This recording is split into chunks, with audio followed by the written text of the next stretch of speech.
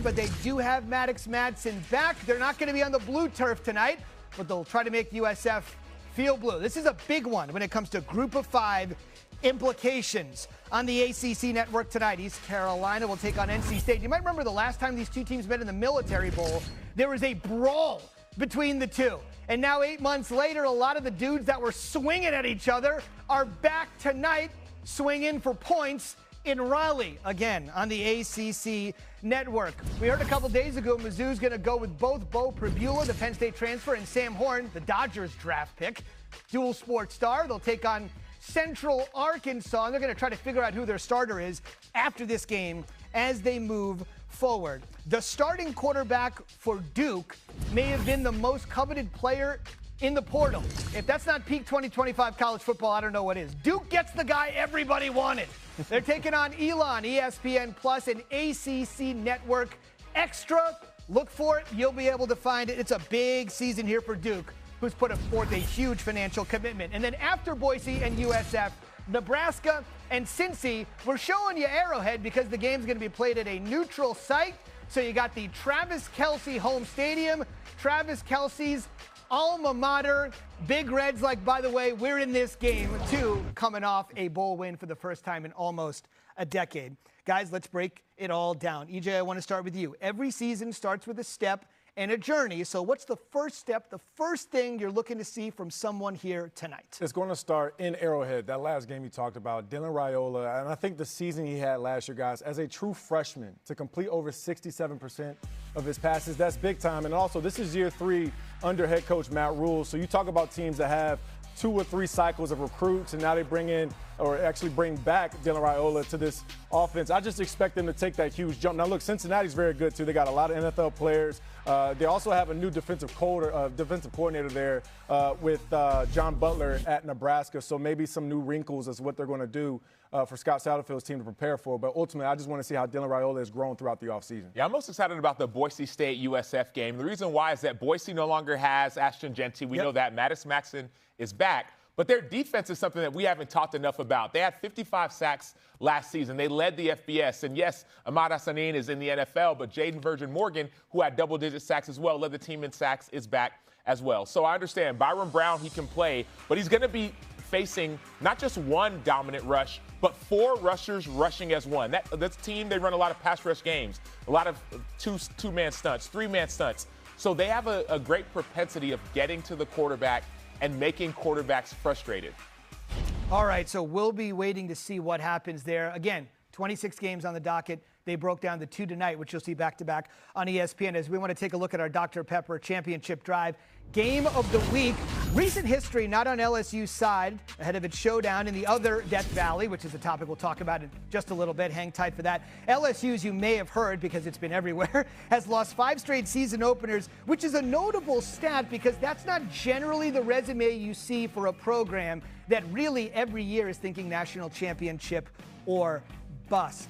Sam, I want to start with you here. Brian Kelly has talked about the importance of winning the opener after what you just saw on your screen. But the bottom line is you're saying putting that much emphasis into one game already in some ways provokes the idea that you've been defeated even before you take the field on Saturday night. Take us inside your rationale. Yeah, you have to have a certain kind of mentality, not just for the opening week, but for every single week. We heard Kay Klubnik talk yesterday about this week being maybe bigger than others. He said, no, if I was preparing differently this week than I did 3 weeks ago or even 3 months ago, that means my mindset wouldn't be right. We hear so much of the emphasis that Brian Kelly puts on game 1 and on week 1 and overcoming week 1. This is a non-conference game. I understand you want to win it, but you still have so much ahead of you. And so if your mindset is completely focused on, hey, I have to break the curse and win in week 1 and put our team back on the map in week 1, I think that's the wrong mentality. You have to think about the entirety of the season. Of course, you want to win every single game, but putting that much pressure on yourself and your team unnecessarily,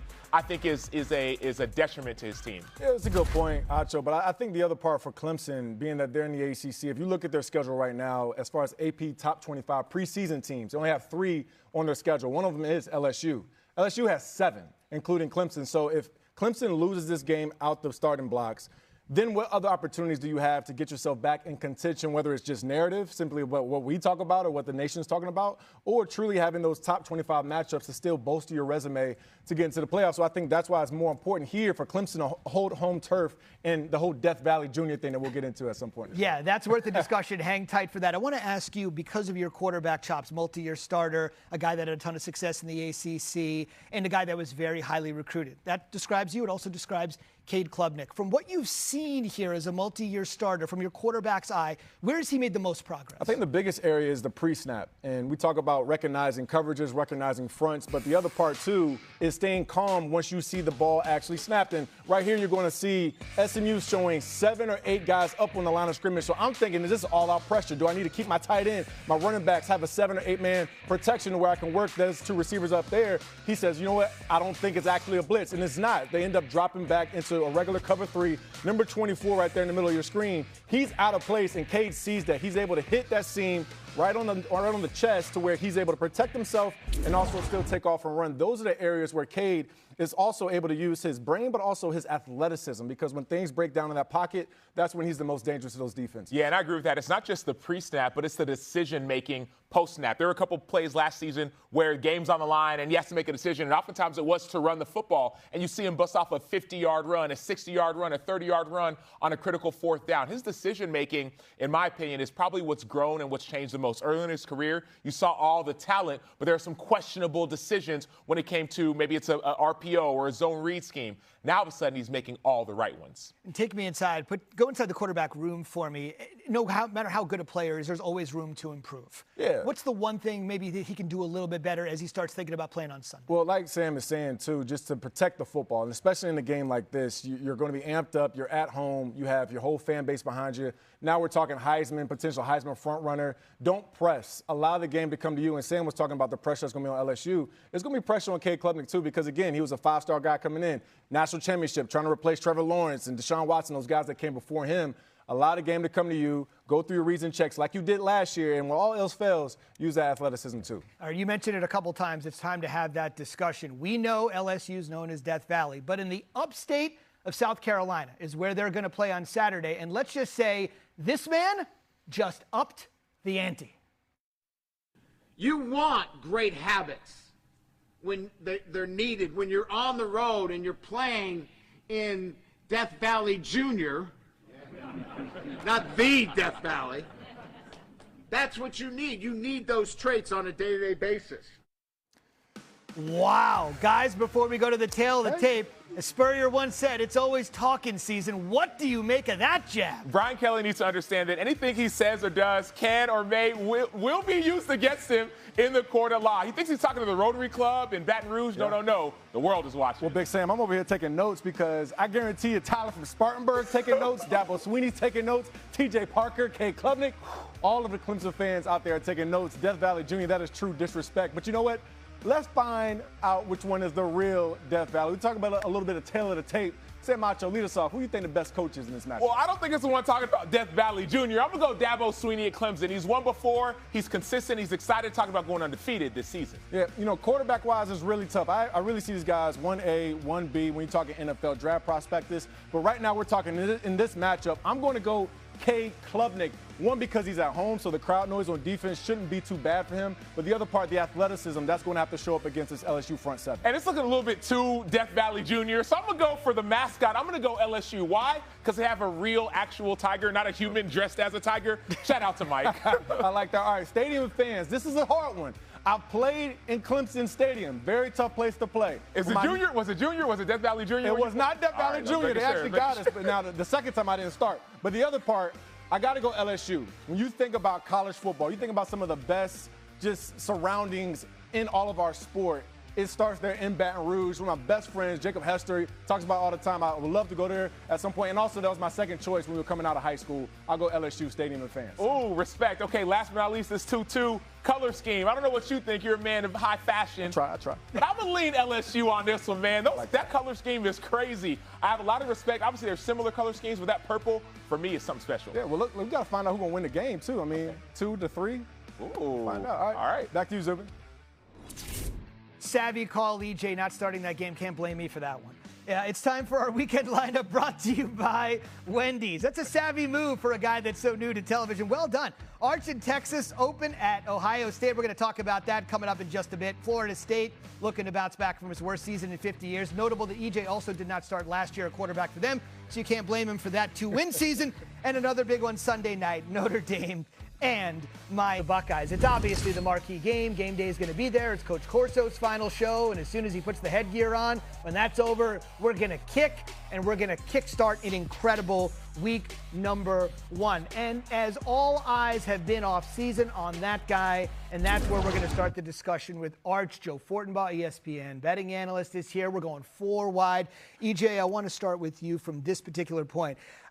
The question of where Arch can improve, you could go anywhere because he only started 2 games. There's a ton of places to improve. But considering where he is at this station in life as a quarterback, what's the number one thing he needs to improve on? I think the number one thing is just the decision-making. And when you watched Arch last year, he was really clean and crisp in what he did, especially in some of those starts that he had. I think back to ULM. I also think back to Mississippi State. But I think the big area in a game like this, like I said with Kay Klubnik and Garrett Nussmeier, don't get in a sense where you have to force the ball in there. Don't get in a sense where you feel like you have to make every single play. Sometimes it's okay to punt. You have a great defense on the other side of the football. Sometimes it's okay to hit that check down and let some of those great running backs get you another 10 or 15 yards after catch. So I think for him, it's just going to be decision-making. And again, he is inexperienced. He hasn't started a lot of games, but he's been in the system for 3 years, so that should pay well for him. Yeah, and as much as we talk about the inexperience, I actually would push back on that a little bit. I got a chance to go speak to the Texas football team about 1.5 years ago, and Arch Manning was on that team about 1.5 years ago. And though he wasn't the guy 1.5 years ago, guys looked at him as if he were the guy 1.5 years ago. Arch Manning understands the scheme, understands how to win. He understands and he's learned from not just Steve Sarkisian and Kyle Flood, who's helped running the offense, but also from Quinn Ewers. How do you game plan? What does it look like to be a starter, not just for 1 game, but for 2 games, to play in big-time opponents, big-time matchups versus A&M, first time in over a decade. Versus Ohio State, you saw him get some reps in that game. And so the moment will not be too big for Arch Manning. He's experienced it already. A lot of known factors in this game, but even more unknown. That's a very dramatic setup there. I've got everyone's attention. But here's what we want to look at. Arch, 95 career passes. Could be great, but we don't necessarily know. We know it's an unproven quarterback on the other side. We know Hartline steps into the role. We know Patricia steps in the role as coordinators. I think you have a game of this magnitude starting slow. I'd be looking lower scoring in the first half. Over-unders right around 23.5. I think you have 2 teams that want to find their way, and then they open it up as they get more comfortable in the game flow. Yeah. Real quick for you, though, 0 of those 95 passes have ever come on the road. Does that mean anything in the gambling?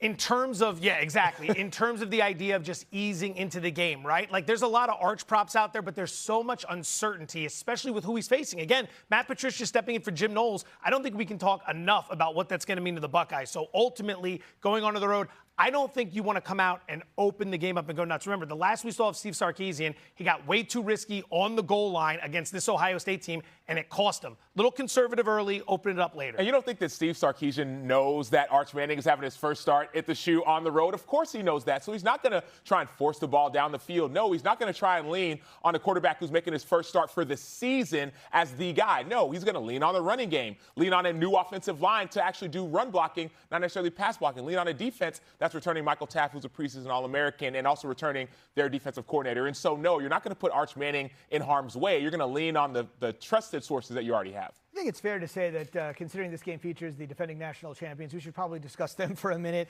And they run on one guy on their secondary that is their true leader in Caleb Downs. And I know there are so many things that make him special, but what really stands out? He's very responsible. He knows what he's supposed to do, what the other team's supposed to do, and what everyone on the field is supposed to do. I love Caleb Downs because he knows what he's going to do on the field. Let's go on the tape about Caleb Downs. We're going to look at this play. It's going to look like a nothing play, but it's a big deal. He's on Juan Davis, right? He's man-to-man, so he knows his gap has to be outside. Watch him move and move. Boom. Most people see this mesh, and they start darting straight outside. But no, he's going to keep that gap tight, push it back to Tyreek Williams in the NFL right now for a 0-yard gain. Now all of a sudden you're going to see him standing next to a referee.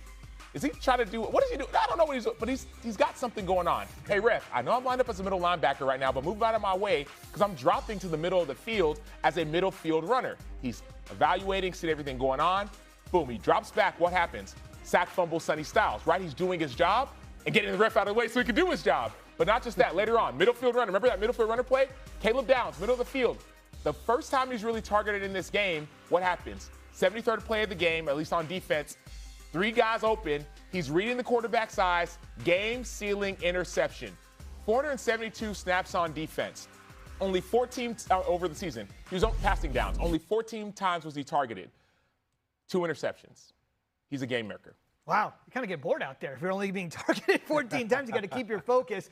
We are focused on the first of 26 games tonight. It's going to start in Tampa at 5:30 Eastern on ESPN. There's a 10 o'clock kick Eastern time in San Diego. Wall-to-wall football as USF looking for a big-time upset.